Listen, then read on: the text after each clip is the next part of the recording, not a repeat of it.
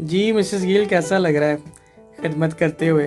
खुदावंद का ला, शुक्र है। खुदावंद लाइट का भी नहीं शुक्र है, लोगों का वेट कर रही हैं। खुदावंद का शुक्र है। मेरे खुदा ने कहा है कि हर हाल में मेरी शुक्रगुजारी करें, तो मैं शुक्र करती हूँ खुदा का। वो लोग भी तो हैं जो यहाँ पर रहते हैं, गर्मी को सर्दी को हर उस लम्हात को फेस करते हैं।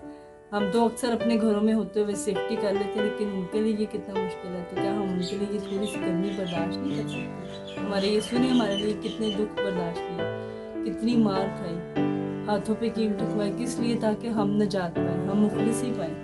तो क्या इन जिनको हम बचाने के लिए, इनके लिए हम थोड़ी सी गर्मी बर्दाश्त नहीं कर सकते? Praise the Lord, praise the कर लॉर्ड। सकते हैं। और लेकिन बाइबल में बड़ी खूबसूरत आयत भी लिखी है कि लोगों को आग में से झपट कर निकालना है।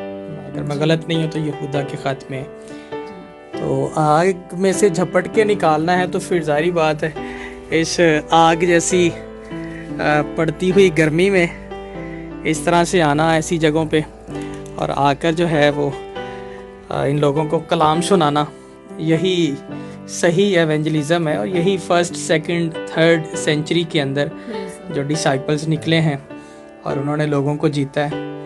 और हमें तो बाज़ औक़ात वैसा ही एक्सपीरियंस होता है जैसा कि उनको एक्सपीरियंस हुआ होगा।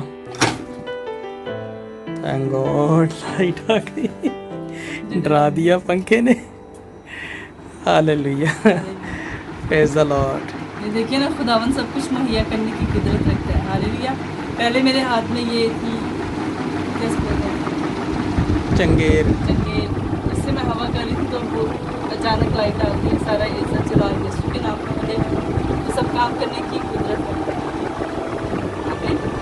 हम सबको बहुत बरकत दे और इसी तरह दिलेरी की स्पिरिट दे, ताकि आप भी जंग करते हुए अपनी इसकी सारी तस्वीरों को खत्म करते हुए आगे बढ़े और यीशु के नाम को जला दें। आमीन।